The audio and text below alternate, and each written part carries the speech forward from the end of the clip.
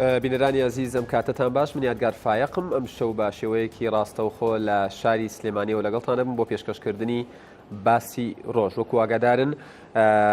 شەوی ڕابردوو بارزانی پەیامێکی بڵاو کردەوە و دوا بە دوای پەیامەکە کاردانەوەی جیاوازی بەدوادا هات و لایەنەکان بە شێوەی جیاجیا وەڵامیان یاخود قسەی خۆیان لەسەر پەیامەکە کردووە جگە لە ئاستی تاکە کەسی و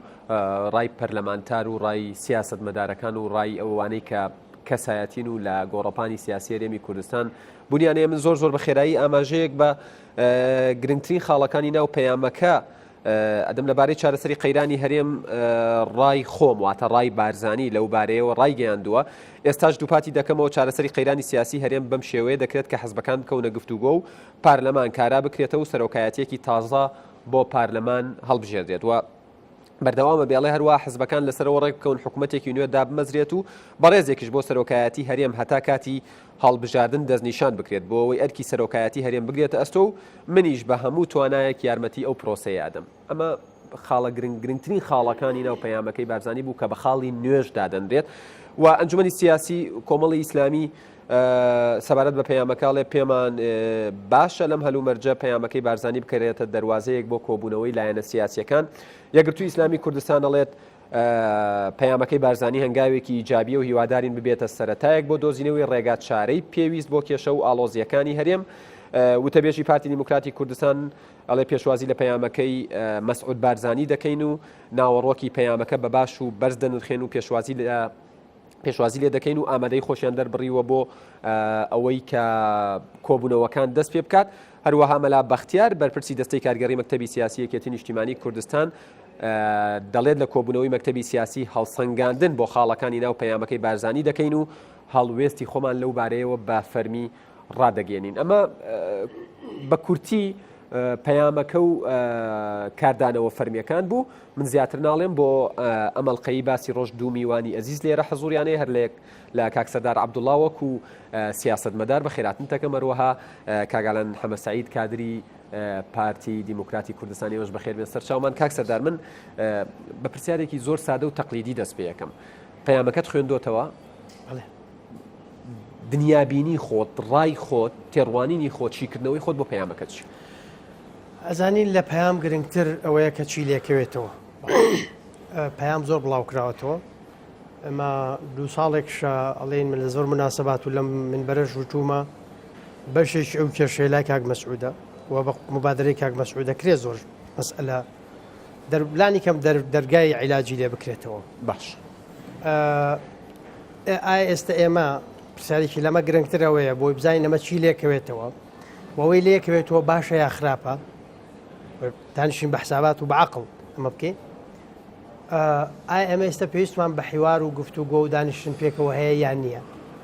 بۆچی پەیام دەرکەین و بۆچی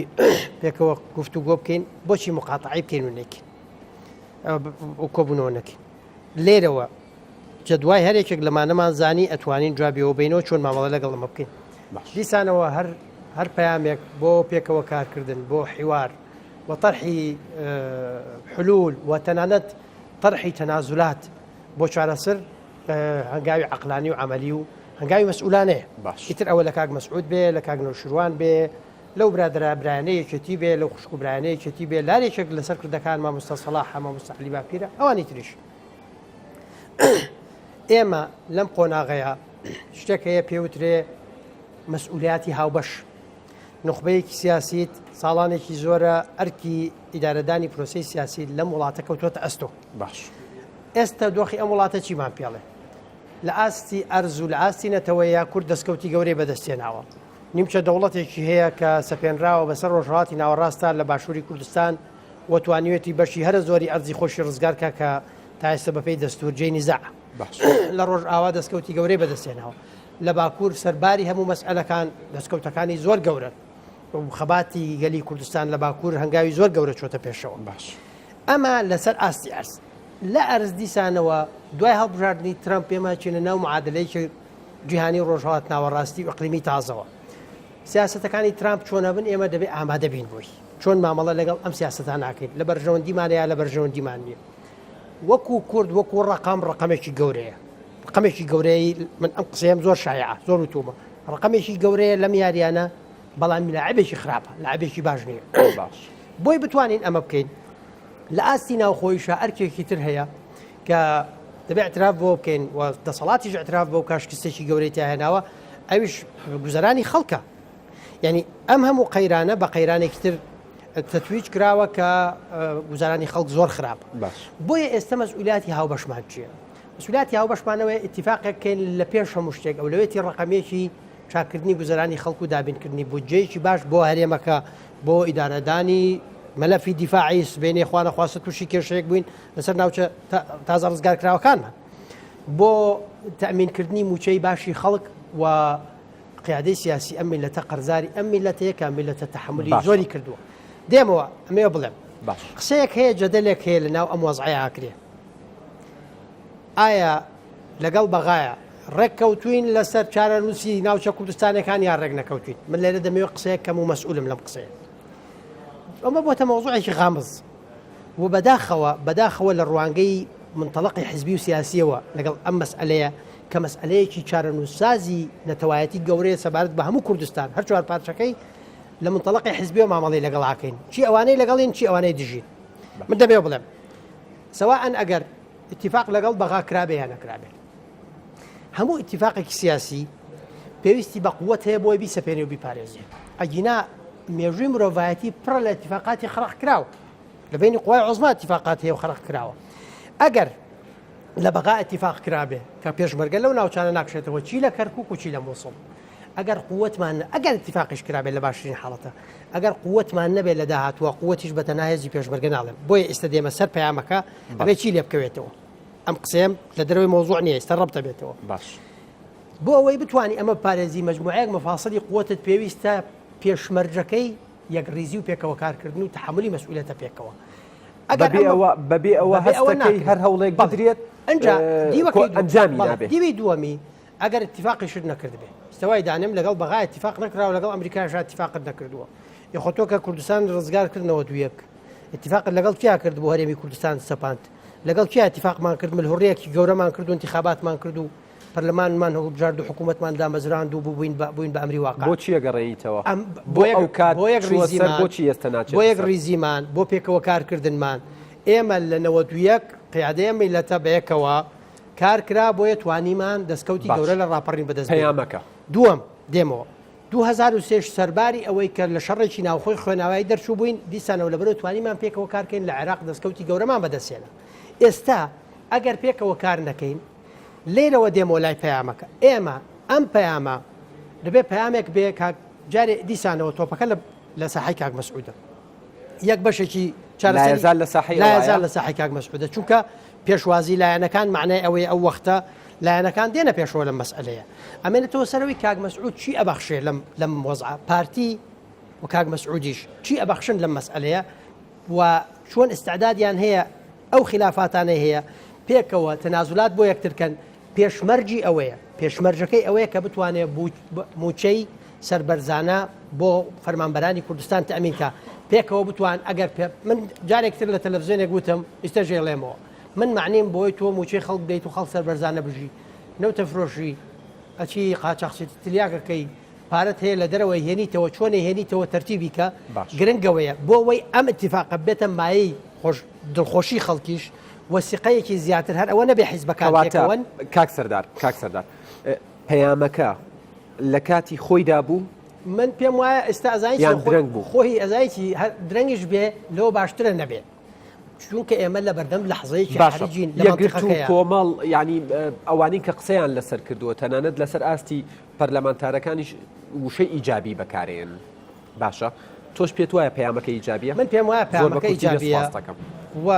ڕەتفعلی لایەنەکانیش تا ئێستا ئەوەی بیستومانە فەرمی و غیرە فەرمی ئیجابیە ئەمێنێتەوە سەرەوەی تۆپ ئێستا لە ساحەی هەمویانە پێکەوە بەڵام بە دەرەجەیە گەمێنێتەوە لە ساحەی کاک مەسعودە کاک مەسعود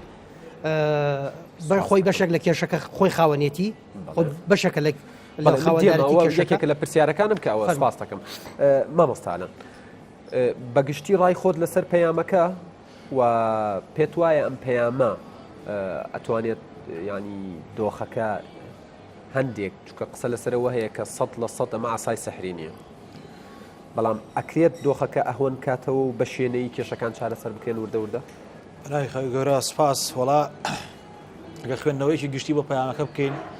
ناکرێ سەردێکی مێژووی کورت ئاماژە پێ نەدەین لە چەند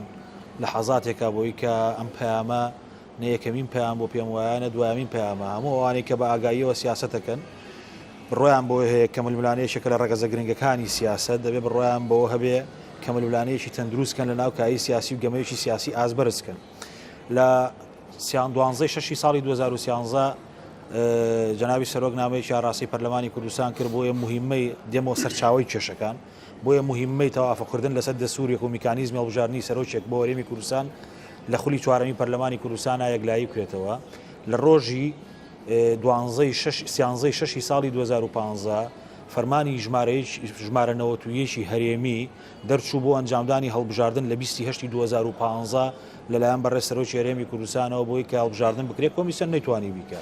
پاژەوە حداسانی کە ڕوویدا لە 26 بە دواوە لە ناو پەرلەمانی کوردستان لە ڕۆژی 29 شەشی 2015 سەرۆکی هەرێمی کوردستان پەیامێکی دا بۆی کە نابێ هەندەسی تەوافقی حکومڕانی لە هەرێمی کوردستانە بشێوێنرێ بە ئاڕاستی کەمینۆ زۆری نەبمرێت لەبەرەوەی بنەماکانی حکومڕانی بنەمایەکی تەوافقیانەیە لە ڕۆژی 9 2015 بە هەمان شێوە سەرۆکی هەرێمی کوردستان پەیامێکی دا بۆی کە ئەو پەیامە جەختکردنەوە بوو لەسەر گفتوگۆی لایەنە سیاسیەکان و هەروەها پێکەوە سازان و دروستبوونی ئیجماعی بۆ دەربازبوون لەو قەیرانە لە ڕۆژی 16 2015 بە هەمان شێوە سەرۆکی هەرێمی کوردستان داوای کۆبوونەوەی 28 2015 کرد و لە ڕۆژی 18 2015 بەڕێز سەرۆکی دیوانی سەرۆکایەتی هەرێم ڕاست پێرا بۆی کە کۆبوونەوە بە دوو قۆناغ لەگەڵ گژە و پارت و لایەنە سیاسیانە بکە کە مۆڵەتی فەرمیان هەیە لە هەرێمی کوردستان بۆ ئەنجامدانی سازانێک و ئەم پەیامەژێکە لەو پەیامانە کە پێم وایە تەواوکەری ئەو پەیامەیە و هەندێک حاڵەت و شتی دووبارەی تایە کە تەشید لەسەر پەیامەکانی شتی نوێی تایە بەوە ئەدرێسی شتی نوێی تایە ینی خاڵی نوێی تایە هەڵسوراوێکی دیاری بزوتنەوەی گۆڕان نووسیوێتی ئەڵێ پەیامەکە شتی نوێی تێدا بوو ئەو دەست بەرداری سەرۆکایەتی هەرێم دەبێت و داوا دەکات لە پەرلەمانەوە تا هەڵبژاردننی ئایندە سەرۆکێک دیاری بکەن دووەم لە بەرامبەر ئەوەدا گۆڕان سەرۆکی پەرلەمانێکی نوێ دانێت سێەم بەگەرخستنەوەی حکوومەت و دەربازکردنی لەم ئیفلیجێی ئێستای جا بۆ ئەوەی من وەکو خۆی تەفسیری کە من پێم وایە بەر لەوەی کە ئایا خاڵی نوێی تایە توانیە جەخت لەوە بکەمەوە سیباتی منهەج و مەبدە لە لای کاک مەسعود بۆ پرەنسیپی تەوافق و پێکەوە سازانی هەموو لایەنە سیاسەکان ئەمە زۆر گرنگە کە لە نامەکەی 12 2013 دەست پێکات تا ئەم قۆناغی کە ئێمەیتیان پاژۆی کە دەسوورە گەڕێتەوە هەتا ئەم قۆناغی ئێمەیتیان ئەم منهەجێکی سابت هەیە بۆ پرەنسیپی تەوافق و بەڕێوەبردنی وڵاتە بە سازان ئەمە خاڵی یەکەم خاڵی دووهەم ئەمە تەنها یەکەمین جار نییە کە سەرۆکی هەرێمی کوردستان بڵێ لایەنە سیاسەکان با بگەنە ڕێکەوتنێک بۆ دەستنیشانکردنی کەسێک کە تاوەکو هەڵبژاردن بۆ پۆستی سەرۆکایەتی هەرێمی کوردستان لە کۆبوونەوە فەرمیەکان ئاماژەی پێدراوە لە بەیاننامەکانی 9 لە بەیاننامەکانی 16 ئاماژەی پێدراوە ی ساڵی 2015 تام دۆخەدۆخێکی تەنها و قسەیەکی نوێ نییە بەڵام قەدەر و زروف و زمانی ئەو زمانی کە ئەو قسەی تیاکراوە لەگەڵ ئێستا جیاوازە ئێمە هەموو لایەنە سیاسەکان مەرارەتی و ئەزمە سیاسیمان بینیوە کە لە هەرێمی کوردستان هەیە دەست و پەنجەنەرکردن لەگەڵ ئەو ئەزمە سیاسی کە لە هەرێمی کوردستان هەبوو لە ساڵی 2015 جۆرێکە دۆخی ئێستا هەرێمی کوردستان جۆرێش کێ بە تایبەت کە یەکەم دۆخی ئابووری خەڵکی کوردستان خراپە بژێوی ژیان خراپە ململانە سیاسەکان خەریکەدا بەزم بۆ گەمەیەکی سیاسی چۆن تعامل لەگەڵم پەیامەیە بکەن لایەنەکان پێویستە بە ئیجابیەوە تعامل کە من پێم وایە تۆپەکە بەدەر لە ئیجابی خۆیان ناماژەیان ینی ئەوەی تەنها بە شێوەیەکی تەواو ڕوونی نەداوەتەوە کە بە تەباسی پەیامەکەش بکات بزوتنەوەی گۆڕان دەبێت چاوەڕێی بزانم بە بڕوای تۆ ئەبێت چۆن تەعاملی لەگەڵا بکرێەوە چی بکرێت تەنها پەیام ڕەنگە پەیام شتێکی سادە بێ وەکو کاکسەردار ئاماژەی پێدات چۆن لەسەر ئەرزی واقع جێبەجێ ئەەکەی هەنگاوی بۆنی ئەمە گرنگە کاگادگار هەموو پرۆسەیەکی سیاسی کە تووشی حاڵەتی دیفریزە بێت جموو دەبێت تووشی حاڵەتی تاعتیلە بێ پێویستی بە دەرچەیەکەیە بۆی کە ئەم پرۆسە سیاسیە مەسارێکی خۆی وەربێتەوە تەصحیحێکی تعدیل پەیامە دەرچەکەیە من پێم وایە ئەم پەیامە بۆ دۆخی ئێستا پاش ساڵێک لە ئەزمەیبوونی پرۆسەی سیاسی لە هەرێمی کوردستانە ئەمە کاتێکی گونجاوە بۆی هەموو لایەنە سیاسەکان سوودی لێوەربگرن بە پارتی دیموکراتی کوردستان و تەواوی لایەنە سیاسەکانەوە نەک تەنها بێت چاوەڕێەوە بکەین پەیامی بزوتنەوەی گۆڕان یان تەنها حیزبێکی سیاسی ئیجاب بە بڕوای تۆ ئەبێت کاک مەسعود دوای پەیامەکەی دانیشێت و چاوەڕێکە بزان وەڵام چییە بێ یانە بێ هەنگاوی دیکەی هەبێت. پارتی دیموکراتی کوردستانیش ئەمڕۆ وتەبێژی فەرمی مەکتەبی سیاسی پارتی دیموکراتی کوردستان ئامادەی دەربڕینی ئامادەی پیشاندان و ئیسعدادی خۆی بۆ گفتوگۆی هەموو پارت و لایەنە سیاسەکانی کوردستان ئەنجام داوە ئامادەی خۆی دەربڕیوە بۆ یەکە گفتوگۆ لەسەر ئەو پەیامانەی بارزانی بکرێ کە پێک هاتووە لە چەند بەرگەیەک. یەکەم سەرۆکایەتی شوێنە بۆ پەرلەمانی کوردستان، دوو تشکیلکردنی حکوومەتێکی نوێ، سێ ئەگەر لایەنە سیاسەکان بتوانن ئیتیفاق بە ئیجماعی خۆیان ئیتیفاقکەن لەسەر کەسایەتیەک بۆ پۆستی سەرۆکایەتی هەرێمی کوردستان، خۆ دوجار ئەگەر لایەنە سیاسەکانیش ناتوانیان ئیتیفاق بکەن پێویستە لایەنە سیاسەکان بچنە ژێر بارەوەی کە لێگەڕن، چونکە پۆستی سەرۆکایەتی هەرێمی کوردستان لە ڕوانگەی منەوە ئیشکالێتی قانونیتیان نییە دوای دەرچوونی ڕایەکەی ئەنجومەنی شورای هەرێمی کوردستان کە ڕایەکی ئیلزامیە، بەڵام پێویستی بە ئیتیفاقاتی سیاسی هەیە. ئەگەر لایەنە سیاسەکانی هەرێمی کوردستان توانیان بگەنە ئیجماعێکی سیاسی بۆی کە کەسایەتیەک دەستنیشانکەم بۆ ئەو پۆستە دەگەنە ئیجماعێکی سیاسی، خۆ ئەگەر نەگەشتنە ئیجماعێکی سیاسی پێویستە لە ئاز وەڵامدانەوەی ئەو تەحەدیاتە سیاسیانە بن کە ئەمڕۆ هەرێمی کوردستان پێهاتەیە ئەم پرۆسەیە بەردەوامی هەیە. کاک سەردار ئەمەوێت لەو کاتەی ماومانە ینی پرسیاری خێراکان لێ بکەم بەم بورە خاڵەکان کە ئاماژەی پێدراوە هەستەکەی خاڵی تەعجیزی تیابێت لە پەیامەکان. ئەزانی من ئەمێ قسەی باش بکەین، یعنی سەگەر ڕخنێکمان هەیە لەحزەیەوەی قسەی باش و هەندان بۆ هەموو لایەنەکان لە کاک مەسعود و پارتیەوە تاگاتە گۆڕان هەندان بێ بۆی بە نەک هەر ئیجابی مامەڵی لەگەڵا بکەن ئیجابی و پێم باشە نا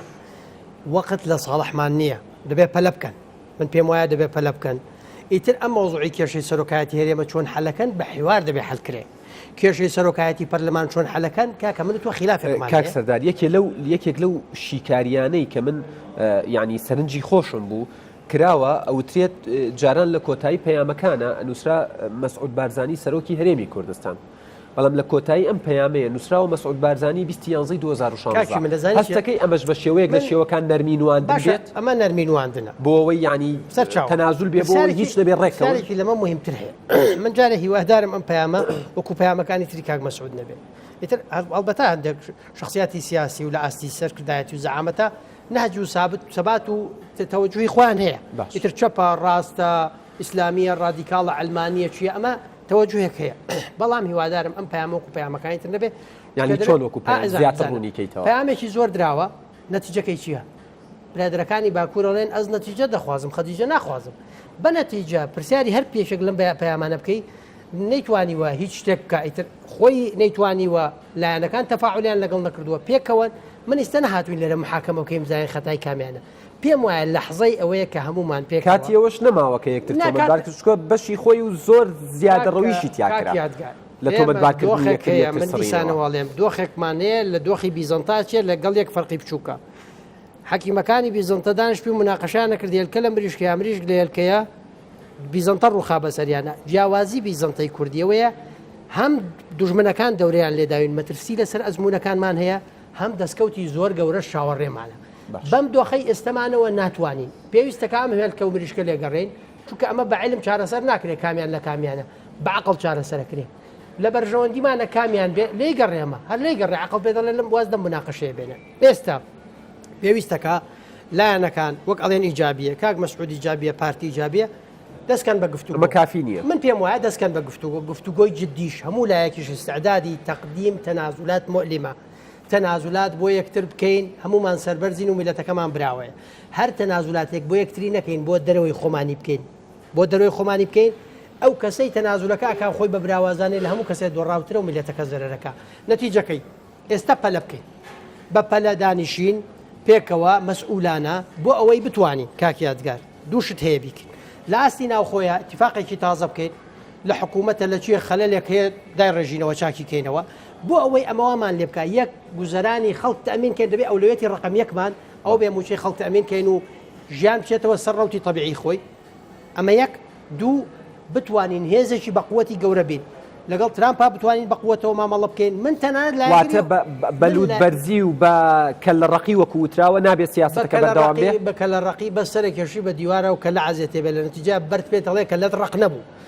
لە نەتیجە ئەزانی دیوار پێمانەڵێەوە کە لە پوچ بوو ڕق نەبوو نەتیجە ئەوەیە کە ئێستا پێکەوە حوارکەین چونکە مەسئولیاتی هاوبەشمان هەیە وزرانی خەڵکە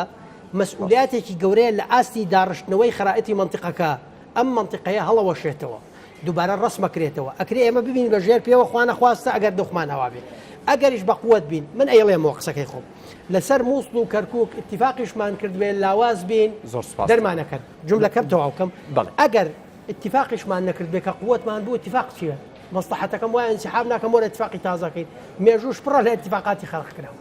سوپاس دەکەم دێمەوە لات بێگومان من کاگالان باس لەوە ئەکرێت بە پێی هەواڵێک لە سایتێک بڵاوکراوەتەوە ئەم پەیامەی بارزانی زەمینە سازیە بۆ حکوومەتێکی کاتی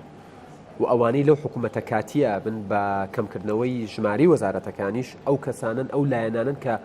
پێشوازی لە پەیامەکەکەن و ئامادەی خۆیان بۆ گفتوگۆ پیشانەدەن هەستەکەی ئەمە ئەگەرێکی بەهێز بێ جارێ ئەمە لە سیاقی پەیامەکە قساکەین نەک لە سیاقی نەتیجە ئەوەی کە جەناب داماژەی پێ ڕەنگە بێتە سیاقی نەتیجەوە من متفقم لە کاکسەر ئەز نەتیجە دەخوازم من متفقم لە کاکسەردار کە ئێستا وەختیەوە نییە محاکمە هیچ لایەنێکی سیاسی بکرێ بۆی تۆ چیت کردو تۆ چیت نەکردو پەیامەکان زۆر بوون تەفاعولی هەندێک لایەنی سیاسی زۆر لە ئاسێکی نزما بۆ کە نەچۆ بەدەم پەیامەکانەوە بەڵام بانە چینەم با بۆ ئەم پەڕێ هەڵ نەدەینەوە ئێستا گرنگە کە کردەیی بێ عملی بێ بە پراکتیشی بەدەم ئەم داواکاریەوە بەدەم ئەم پەیامەوە بێن لانی کەم هەرێمی کوردستان و کاکسەردا فەرمووی پێویستی بەوە هەیە لە بواری ئابووری و هەروەها لە بواری پەرلەمانی و هەروەها لە بواری چاکردنەوەی پرۆسی سیاسی ئەم ئیشکالەتانی کەتیایەتی حل بکرێ بەڕاستی ئەم حلکردنە بە گفتوگۆی لایەنە سیاسیەکان نەکرێ بەڵام هەر هێز و لایەنێکی سیاسی چونکە ئەمە نەتیجەکەی دەرئەکەوێت هەر هێز و لایەنێکی سیاسی نەیتوانی بچێتە ژێباری مەسئولیەتێکی تەزامونی مەسئولیەتێکی جەماعی لە نەتیجەی گفتوگۆکان و دانیشتەکانە خەڵکی کوردستانیش دەزانێ و لایەنە سیاسیشیە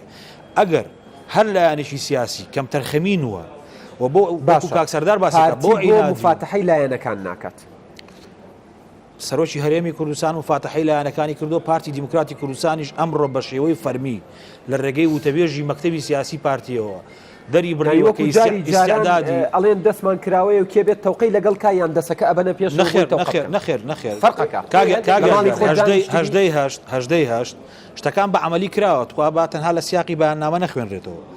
لە هەژدەی هەشت سەرۆکی دیوانی سەرۆکایەتی هەرێمی کوردستان هەژدەی هەشتی 2015 ڕاست پێراوە کۆبوونەوە لەگەڵ گشت ئەو پارت و لایەنە سیاسیانە بکە کە لە هەرێمی کوردستان وڵەتی فەرمیان هەیە و بە دوو قۆناغیش کۆبوونەوەکان دەست پێ بکە لە دوای ئەوەشەوە لە غێری سیاقی ئەمە هاتنی بەڕێز دکتۆر فواد حسێن بۆ لای لایەنە سیاسیەکان بۆ لای کاک نەوشیروان بۆ لای مەکتەبی سیاسی یەکێتی مامۆستا عەلی باپیر مامۆستا سەلاحەدین هەموو ئەو پرۆسانی کە کراوە لە پێشترە ئەمە خطواتی عملی بوون بەڕاستی نەتیجە شەرتە پارتی دیموکراتی کوردستان بە پەیامێکی نوێوە هاتووە و لەوەش گرنگترە توانین ئاماژەی پێ بدەین لە پەیامەکەی بەڕێز سەرۆکی هەرێمی کوردستانە خاڵی نوێیتە خاڵی نوێ لەگەڵ تەوقیتی زەمەنی و سیاقی زەمەنی ئەم قۆناغی کوردستانایە کاکسەردار ئاماژەی پێدا خەتەریاتەکانی هاوڕای کە بە شێوەیەک لە شێوەکان نەرمترە لە جاران هەموو پەیامەکانی سەرۆکی هەرێمی کوردستان بەبێ ئیسیسنا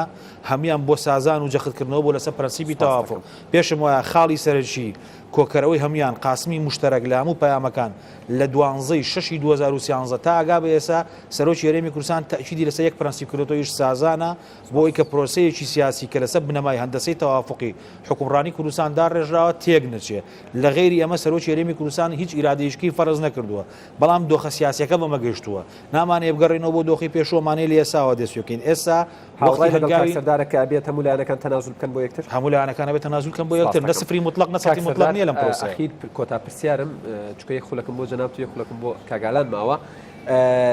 بە بڕوای تۆ وەکو کەسێک کە بە حکمی پەیوەندیەکانت بە حکمی پێشینەی سیاسی دەناو بزوتنەوەی گۆڕان و بە حکمی ئەوەی ئێستاش یان یەکێک بە یەکێک لە کەسایەتەکانی ناو بزوتنەوەی گۆڕان دانرێ ئەبێ بزوتنەوەی گۆڕان چۆن مامەڵە لەگەڵ ئەم بەیاننامەیە بکات چکە وتێت تا ئێستا بە بەلاغی من معنی نیم لە ڕاستی ئەوە بزانە وەکو سیاست مەدار طبعا دەمێ شتێکت پێ بڵم بزانە بیجابی پێشوازی لەکەین ئەم قسەش کراوە پێشتر من پێم وایە ئێستا لە شکلیات گەڕێین لە شکلیات گەڕێن من سەرۆکیێکە لەم حیزبانە بم مەزانێ ئەڵێم چی ئێستا من سەرۆکیێکە لەم حیزبانە بم ئەڵێم لەسەر ئەساسی ئەو هەموو داوا ئیجابیە و ئەو هەموو جوابە ئیجابیەی کاک مەسعود و پارتی و لایەنەکان بفەرمونون من ئامادەم دووسبەی میوانداریتانەکەم بۆ دەستپێکردن لە شکلیات گەڕێن ئێمە محکومین بە ئەوەی ئیتیفاقێک بکەین نەوعی حکوومەت کاتیە نازام چییە ئەمە مەسئلەیەکە تەفاسیلە و من معنینیم پێی معنیم بە شتێک کە پێوترێ ئیتیفاقێکی باش هەر دانیشتن نا دانیشتنمان هەبوو تێکماندا بەڵام دەستپێکردنەوەی دەبێت بە گفتوگویەکی خێرا ئیرادەیەکی بەقووەت هەبێت بۆ پێکەوە گونجان و پێکەوە تەفاوم و تەوافۆق بۆ اتفاقێکی تازە کە بتوانێت بەقووەتمان کا یەک ڕیزمان کە ئەو حکوومەتەی کەدا ئەمەزرێ وا باشترە لایەنەکانی هەموو تیابن بە تەقدیری من بڕوای تۆ نابێت هیچ لایەنێک خۆی بەدەر لەو حکوومەتە بکات من پێم وایە دەبێت اتفاقێکی سەربەرزانە بکرێ هەموو لایەک تەنازول کەن و هەموو لایەک سەربەرز بنتیایە اتفاقی سەربەرزانە یەکەمە دووەم ئەم اتفاقە دەبێت بەرژەوەندی باڵای ئەم خەڵکە تەعمینکە لە پێش هەموو شتێکەوە وەزعی موچەی خەڵک چاکە اینجا بەڕای من ئەم مەوزوع هەر استحقاقی انتخابی نییە بۆ ئەوەی ئیجماعێکی وەتانی دروستکەی بۆ ڕوبەڕووبوونەوەی مەترسیەکان و ئەو دەستکەوتانەی چاوەڕێمانە مەفروضە حیزب بچووکەکانیش لە حکوومەتی دا زۆر سپاس کاگەلان من کاتم نەماوە پرسیار بکەم بەڵام ئەخیر پەیامی تۆ چیە؟ ئەخیر پەیامی منەوەیە کە هێز و لایەنە سیاسەکانی هەرێمی کوردستان هەمویان محکومن بۆی کە بە ئیجابی مامەڵە لەگەڵ ئەمە بکەن و پرۆسی سیاسیش لە هەرێمی کوردستانە پێویستی بە ڕاستکردنەوە هەیە پێویستی بە تەسحیحکردن هەیە بەڵام خاڵی گرنگیشەوەیە گرنگ نەتیجەیە ئەوەیە مەرج نییە ئیجماعی تەواوی هێز و لایەنە سیاسیەکان لەسەر کۆمەڵی خاڵی مشتەرەک هەبێ بۆی کە لە نەتیجە بگەینەوەی کە ئەمە خاڵێکی مشتەرەکە تەواوی هێز و لایەنە سیاسی سەرچەکانی هەرێمی کوردستان لەسەر ئەوانەی ئیتیفاقەکەن لانی کەم زۆری لایەنە سیاسیەکان بتوانن پرۆسەیەکی سیاسی لە هەرێمی کوردستان سەر لە نوێ بینا بکەنەوە یاعادەی بکەنەوە و هەروە مەساری عملی سیاسی ڕاست بکەنەوە من پێم وایە ئەوش دەرەنجامێکی باشە بغەض نەزەرەوەی کە چێەکەوێتە ناو ئۆپۆزیسیۆن و چێشەکەوێتە ناو حکوومەتەوە بەڵام باشتر وایە کە پرۆسەکە لەسەر ئەساسی ئەوە بێ شەراکەتێکی ڕاستەقینە لە نێوان هێز و لایەنە سیاسیەکانە دروست بێتەوە. بەڵێ زۆر سپاس بۆ کاک ئالان حەمەد سەعید کادری پارتی دیموکراتی کوردستان سپاس بۆ کاک سەردار عەبدوڵڵا سیاستمەدار سپاس بۆ کاتێک کە بە ئێمە و بینەرانتان بەخشی بینەرانی عەزیزم ناوبڕێکی زۆر کورت شاشەکە بەجێمە هێڵن لە تەوەری دووەم بەردەوامە بین لەگەڵ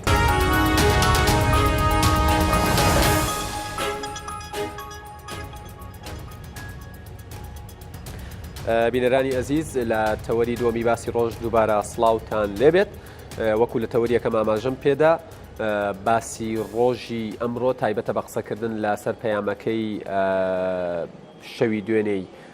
بارزانی وەکو ئاگادارن کە پەیامەکە زۆر بە کورتی ئاماژە بەوادەم کە سێ خاڵی تیادا ئاماژە پێدراوە ئەوەیە کە حکوومەتێکی نوێ دروست بکرێت سەرۆکایەتێکی نوێ بۆ پەرلەمان دەستنیشان بکرێت و هەروە سەرۆکێکی نوێی هەرێم تا کاتی هەڵبژاردن اختیار بکرێت و لایەنەکانیش لە پێشەکی بەش یەکەمی بەرنامەکە ئاماژەم پێدا لەبەر کاتەکە ناڕۆمەوە سەری من بۆم تەوەرە دوو میوانی عزیزم هەیە هەرێک لە مامۆستا عەدا قەرەداغی نووسەر هەروەها کاک ئازاد تۆفیق ئەندامی مەکتەبی ڕاگەیاندنی یەکێتی نیشتیمانی کوردستان بە خێراتتان دەکەم سەرچاوەماناتن ماندوو نەبن مامۆستا عەتا لە جەنابتەوە دەست پێ یەکەم ڕای خۆتم پێ بڵێ لەسەر پەیامەکە. بەڵێ سەرەتا سوپاسانەکەم بێگومان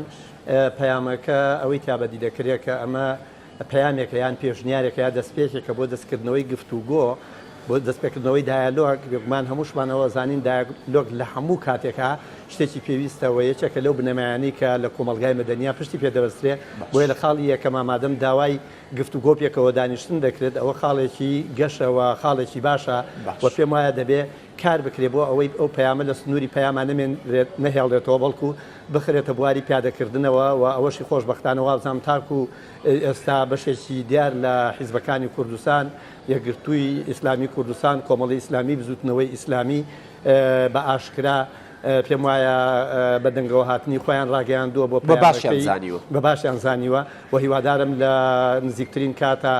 هەمیەکێتی نیشتیمانی وەکو حیزبێکی گەورە و حیزبێکی هاوبەش لە دەسڵات و بەڕێوەبردننی کوردستانە و هەم بزوتنەوەی گۆڕانیش بۆ چاوەسێری ئەم دەست پێشخەریە یان ئەم پەیامە بکەن کە هەمومان پێویستمان بە گفتوگوۆیە پێویستمان بە پێکەوە دانیشتنە پێویستمان بەوەیە کە دایالۆکی ڕازگویانە لەگەڵ یەکتر بکەین بۆ ئەوەی لەو قەیرانەی کە ئێستا کوردستانی تێکەوتووە و قەیرانێکی خنچێنەرەوە قەیرانێکە ڕەنگەگە درێژە بکێشە خوانەخواسە بەرە و بارودۆخی لەوە خراپتر بماندات بۆیە پێم باشە لە ڕووی لۆجیکی عەقلەوە لە ڕووی مەنتیقەوە ئەگەر بەباشی بیر بکەینەوە هەموو ئامادە باشی بکەن بۆستا پەیامەکە شتێکی تایە قورس بێ لە ئێستادا بکرێت ئەوەی کە هەتاکو ئێستا بە جوێرەی زۆرێک لە حیزبەکان ئەوانەی کە دش بوون معارز بوون لەسەر ئەوەی کە تا ئێستا ڕوو ئەدات ئەوە بووە کە سەرۆکاتی هەرێم پێیان وابوو کە ئەوە شتێکی جێگیرە و لە شوێنی خۆیان ئەمێنێتەوە بەڕێز کاک مسعود بەرزانی خۆی پێشنیارەکە بە ڕێزێک دەستنیشان بکەن بۆ شوێنەکەی من تا ئەو کاتەی هەڵبژاردن دەکرێت معنای ئەوەی کە ئاشکرایە ئەوەی تا ئێستا بەربەست بۆ پیان وا بووە کە قابلی گۆڕین نییە ئێستا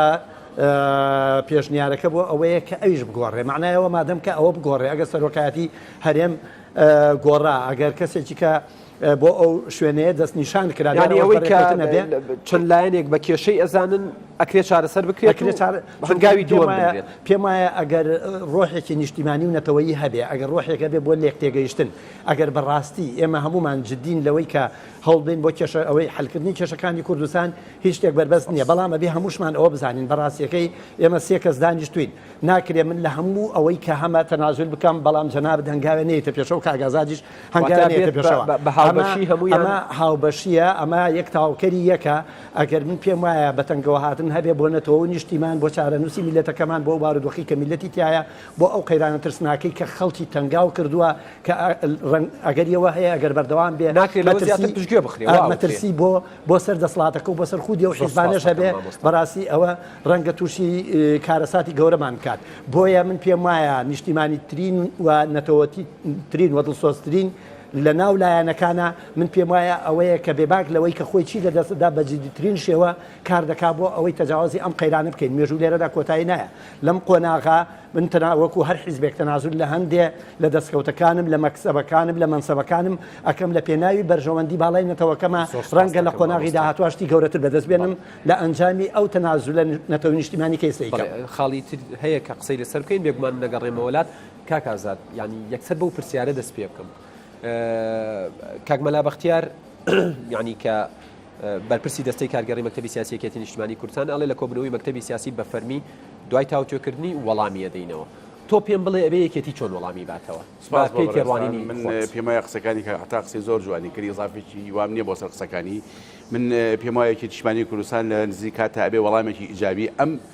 پرۆژەیە وەڵامێکی ئیجابی و زۆر ئیجابیش هی ئەم پرۆژەیە یا ئەم یا بڵێن یا ئەم تەرحەیە ئەم بەرنامەیە بداتەوە شکە ئەمە قسە لەسەر سێشت کراوە یەکەم زۆر ئاساییە کە قەیرانێک لە وڵاتێکە لە واقعەتی سیاسی اجتماعی کلتوری دروستە بێ تۆ هەستی حکوومەتەکەت سەرۆکایەتی حکوومەتەکەت سەرۆکاتی پەرلەمانەکەت هەستێ بۆ تەجاوزکردنی و قەیرانە بەچی تەجاوزەکرێ ئەکرێ پەرلەمان کارا بکرێتەوە بە فۆرمێکی تر و ئەکرێ حکوومەتێکی تر تەشکیل کرێتەوە بە هاوبەشی هەموو لایەنە سیاسەکان و ئەکرێ وەکو بەڕێز جەنابی کاک مەحسوود باسی کردووە کەسیش دابنێن بۆ سەرۆکی هەرێم تاکو ئەو کاتەی ئینتیخابی داهاتووە بژاردننی داهاتوە کرێت ئێستا هاوڕێیانم پیانوتم کە ینی جگە لە وەڵامەکە یەگرتووی ئیسلامی کوردستان ئێستا دکتۆر محەممەد ئەحمەدیش کە ئەندامی سەرکردایەتی یەگرتووە و بە یەکێ لە شخصیەتە دیارەکانینا و ئەو حزبە دانری ئەڵێ هەموو لایەنەکان ئەبێ بەبێ مەرج بەدەم داواکەەوە بچن و هەنگاوی پێویست بێن بۆ ئەوەی بگەن بە نەتیجەیەک و بگەن بە ینی گفتوگۆکان ئەنجامی هەبێت بە تەئکید یان مەسەلەی مەرج لە کاکبەرجی تێکە و ئیشکالمان دروستە بێ کاک عەتا جوان باسی کرد مەسەلەی دیالۆگ لە کۆمەلگای مەدەنیە مەسەلەی دیالۆگ بۆ گەیشتن بەوەی کە حەلی کێشەکان بکەین حەلی قەیرانەکان بکەین هەنگاوێک لە من هەنگاوێت لە تۆ ئەوە ئەلڤای هەموو بابلین کارێکی مەدەنیە ئەوە ئەلڤای هەموو کارێکی دیموکراسیە کەس بەتەمای ئەوە نەبێت لە ئەجندەی خۆی بەربەنی لێنێتە خوارەوە نەخێت نە ئەجندەی یەکێتی نەی پارتی نەی کۆمەڵ نەی گۆڕان هی هەر هەمویان بەیەکەوە و هی هەموو گەل بەیەکەوە ئەتوانێتێکی باش بێت ئەوترێت لایەنەکان لە ماوەی ڕابردوودا کەمتر قسەیان لەسەرەوە کردووە کۆ ببنەوە بگەن بە ئەنجامێک زمانێکی سیاسی و دیپلۆماسی بەکاربێنن بەڵکو زمانێکی زبر بووە زمانێک بۆ بە شێوەیەک لە شێوەکانی یەکتری سڕیوەتەوە و زمانێک بووە هەر لەگەڵ دەستپێکردنی قسەکەیە دیار بووە کە ئەنجامی نابێت تۆ متفقی لەگەڵ من ئەگەر ئیشکالێکی بەسیتم هەبێت من لەگەڵ ڕێیەکەی توان بەڵام بۆی ئەگەر با بڵین برینی دوێ با بڵین ئەو زمانە زمانی لای ئۆپۆزیۆن بوو خۆشبەختانە ئۆپۆزیۆن سێزن دوو هێزیان ئەمڕۆ یەکگرتویان زۆر بە ئیجابی باسیەکە و کۆمەڵیش دەڵێ بێبەرەوە پێشوازی بڕۆین و دەواازەیەکە بۆ لێەوە بۆ چارەسەری کێشەکان بۆ چارەسەری قەیرانەکان بیریشمان نەبێ نەچێت ینی ئەم با بڵین بەرنامەیە یا بڵین ئەم پرۆژەیە یا ئەم تەرحایە ئەم پەیامی بەڕێز جەنابی بارزانی کات و تەوقیتەکەی گرنگە کات و تەوقیتی بەیان بۆ لە ڕیسیاسیۆ زۆر دەوری کاریگەریە سێر کە ئێمە لە کوردستانی ئەوەی پێ دەوتێت تورکیا تووشی ئیشکالێکی گەوری بن بەس بووین لە نێوان کوردەکان و دەوڵەتی با بڵین تورکی لە کوردستانی ڕۆژئاوا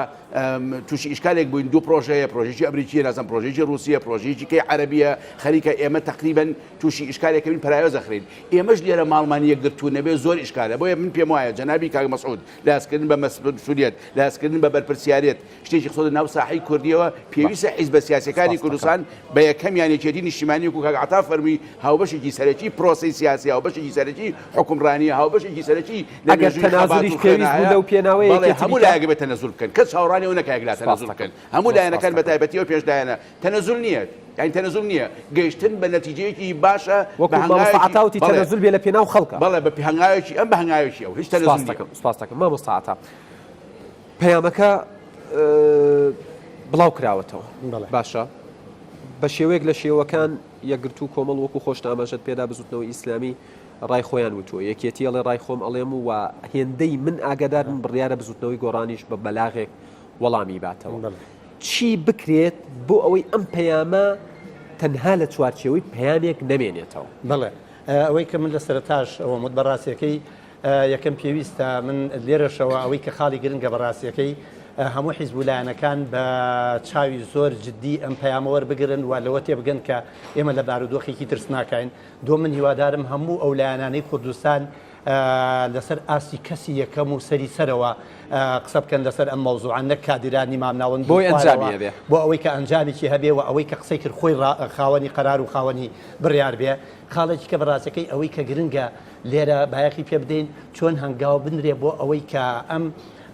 سێخاڵی کە لێرەیە بخرێتە بواری کارکردنەوە بواری کارکردن من پێم وایە بوارێکی ئاسانە مێژوو لێرە کۆتایی نایە گریمان مەسەلەن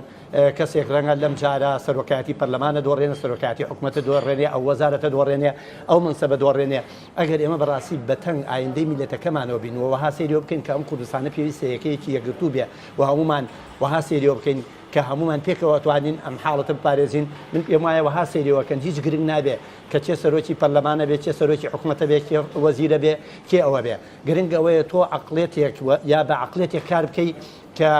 تەجاوزی ئەم هەموو کێشانی ڕابردوو بکەین کە بەداخەوە بەشێکی زۆری وەکو پێشتر وتمان هەموو ئەو برینانەیە کە ئێمە بە دوور و درێژی لە ڕابردووە زۆر بەمان قسەمان لەسەر کردووە هەڵبدن تەجاوزی ئەو حاڵەتە نائاسایانە بکەین و ومێدێکی ئەوشم هەیە بەگشتی یەک خاڵی کە بڵێم ومێدێکی گەورەشم هەیە بەشێکی زۆری سەرکردەکان و نوخبە سیاسەکە کە ێستا لە سەرکردایەتی ئەحزابی کوردیان لەو گرەی هەست بە کەمیکردن و گرێ ڕقوتینەیە ڕابردوو ڕزگاریان بێ و تێبگەن مێژوو هەتاسەری ئەوان نابێ قۆناغی ئەوان ئەو نوخبەیە بەرەو کۆتاییە چێ هەر هیچ نەبێ هەنگاوە بنین بۆ ئەوەی کە لە دوای ئەمانەوە بێت ڕەحمەتیان لێ بکاوە نەڵێ بەڕاستی کارێکیان دروست کرد کە ئێمە ناتوانین لێی دەرباز بین من پێم وایە پیادەکردن وەخستنە بواری کاری ئەم پێشنیارە پێویستی بەکاری جدیە پێویستی بەخۆ نەویستیە من و لێرەشەوە بەڵای تۆ نابێ هەموو حزبەکان لە مەکتەبی سیاسی و لە ینی شوێنە باڵاکانی خۆیان دانیشت بێتن و چاوەڕێ بکەن لایەنی بەرامبەر بێت نەخێر هەر کەسە خۆی دەستپێشخەری و بادەری خۆی بێت لێرەشەوە جارێکە پێم وایە مادەم کاک مەسعود پێشنیارەکەی کردووە من هەر لێرەشەوە باە مەش پێشنیار بۆ بکەین من ئومێدی ئەومە هەیە کە ئەو خۆی وەکو کەسی یەکەم کە ئێستا لە ترۆپکی دەسڵاتی هەرێمی کوردستانایە و پارتیژ وەکو حیزبێکە نفوزێکی ئەوەی هەیە و بەدوای ئەویش یەکێتی و بەدوای ئەویش هەموو حیزبەکانیکە هەر یەکە واتە سەور بکەن و وای ببینن کە هەر یەکەیان مەسوولی یەکەمن لەم بارودۆخە ئەگەر بەو چاوە هەر کەسە سێری کرد کە ئەو مەسوولی یەکەمە من پێم وایە کەس چاوەڕوانی لایەنەکانی کە و ئەوی کە ناکە بۆ ئەوی دەستپێشخەری بکە بەڵکو بێ بۆ عەقڵێتەیش بکەین هەر یەکە بە ئەندازەی خۆمان مەسوولین وەکێ باشترین کار دەکەوە باشترین دەجوڵێت بۆ ئەوەی کە ئەم قەیرانە تەجاوز بکەین ئەوەش کە لە ئەو پێشنیارەی کە کراوە ڕێگاچارەیەکە بۆ چارەسەرکردن من پێم وایە کێ باشتر ئیش بکە و یەکەمین هەنگاو بنێ ئەوە لە هەموو ئەوانی کە باشترە و ئومێدم وایە هەموو ئەو حیزبانی لە کوردستانان پێنج حیزبەکەەوە و بەوانەی کەش کە کورسی کەمتریان هەیەیان جێگە و پێکەکەیان بەقەر ئەمان نییە بەڵام لەبەرەوەی حزوریان هەیە لە کوردستانە بە هەمویان منافەسە لەسەرەوە بکەن کێ بە باشترین شێوە کار دەکات بۆ تەجاوزکردنی ئەم قەیرانە. زۆر سپاس مامۆستا کاک ئازاد سەبارەت بە پەیامەکە دیسان پێت وایە هەموو ئەو شتە پێویستانەی تایە کاکرێت دۆخی ئێستا چارەسەر بکات من پێم وایە دۆخی ئێستا بەو دیالۆگە چارەسەر بێت کە دوای ئەم پەیامە هەموو هێزە سیاسیەکان بەلاغێت دەرکەن بە ئیجابی بەرەو ڕووی بڕۆن بەلاغێک دەرکەن بە ئیجابی بەرەو ڕووی بڕن هەموو هێزە سیاسیەکەن ئەوەی لە دەروی پەرلەمانەوەی ناو پەرلەمانە ئەوەی یەک کورسیە لە پەرلەمان تاکو ئەوەی کە پارتی سیوەشتە کورسیە لە پەرلەمان هەموو بێکۆکەونە حیوار لەم حیوارە لە فۆرمۆڵەکردنی جارێکەکەی پەرلەمان لە فۆرمۆڵەکردنی جارێکیکەی حکوومەت لە فۆرمۆڵەکردنی جارێکەکەی سەرۆکایەتی هەرێم ئەگەن نەتیجەیەک کاک عەتا جوانی وت ئەکرێ لەم قۆناغا سەرۆکی پەرلەمان بەرێکێتی ناکەوێت دنیا نەڕووخاوە نەخێر جێگری سەرۆکی پەرلەمانی بەرەکەوێ غەدری لێ نەکراوە یەکێتی لە مەسئولیاتی نیشتیمانی خۆی لە مەسئولیاتی تاریخی خۆی چی لەوە زیاترە ڕۆژانە حزبەکان ئاماژە بەوادن کە ژمارەی کورسیەکان ینی پێوەەر نییە بۆ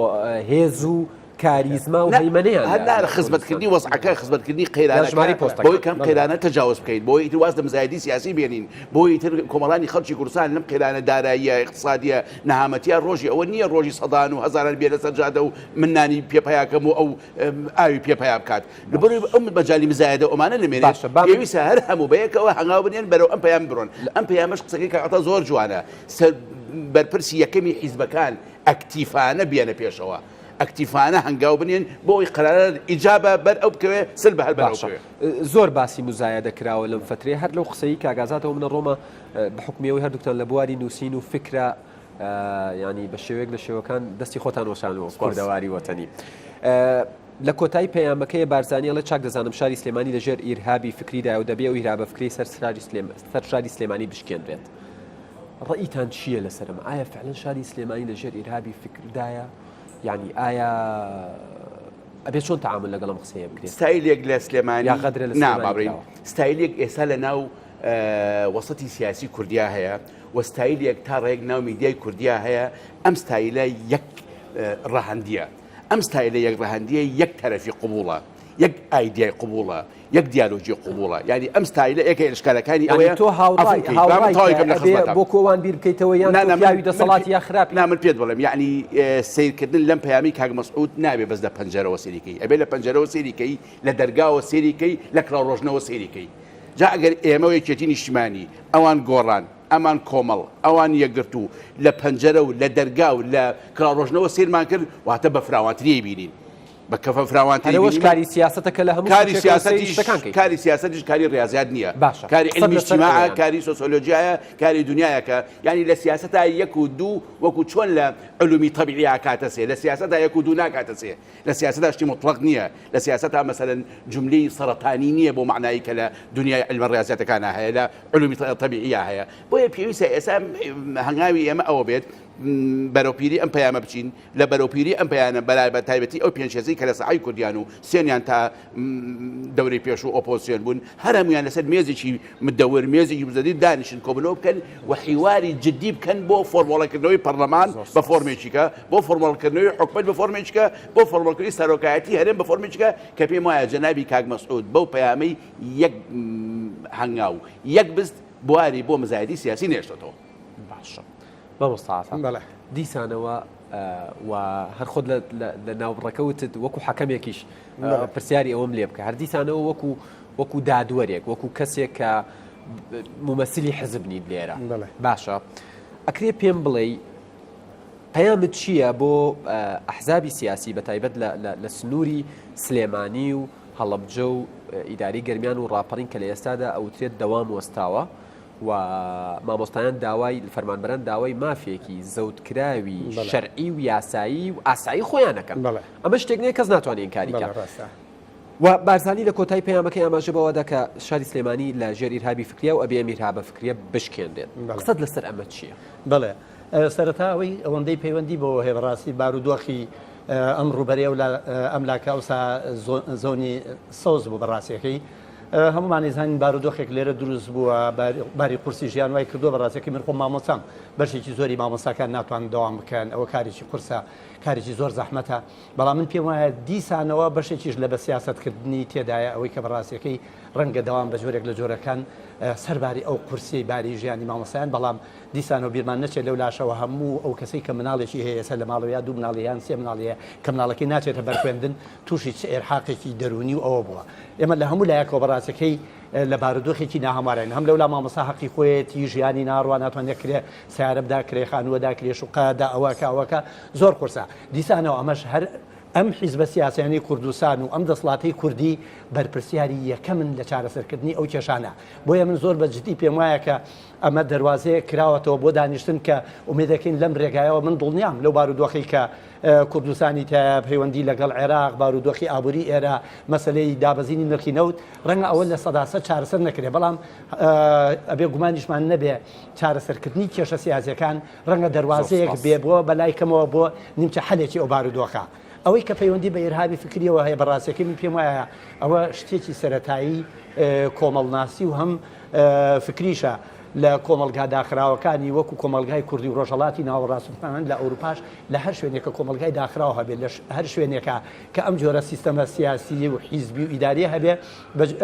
ئازادی فکری سنووردارە دیموکراسی سنووردارە فراوێزی ئازادی سنووردارە لەبەرەوە جۆرێک لە ئێرهابی فکریش بە شێوەی جۆراوجۆر نەک لە سلێمانی لە هەموو کوردستان و لە هەموو ڕۆژهڵاتی ناوەڕاستی شتێکی واضح لە بەرچاو. بەڵێ من سوپاسی هاوڕێیان مەکەم لە هەولێر کە چەند خولەکێک زیاتر لە کاتی خۆمیان پێدام بۆی مناقەشەکە گەرم بوو بۆی بەردەوام بکەین و خاڵێک دابنین بۆ کۆتایی مناقەشەکان. سوپاسی مەوە ساعەتا خەرداغیەکەم نووسەر سوپاس بۆ کاک ئازاد تۆفیق ئەندامی مەکتەبی ڕاگەیاندنی یەکێتی نیشتیمانی کوردستان. سوپاس بۆ ڕاکانتان، سوپاس بۆ کاتێک کە بە بیررانی کوردستان 24تان بەخشی. ئەزیزانم سوپاس بۆ کاتێک کە بە دیارێمەوە دانیشتن. ڕێزی یادگار فایق و تەواوی ئەم ستافە جوانە لە شاری سلێمانی و شاری هەولێر قبول بکەن تا بەرنامەیەکی دیکە و باسێکی دیکە بەخواتان دەسپێرم و ماڵتان هەمیشە ئاوادان بێت. ئینشەڵا خۆشیان.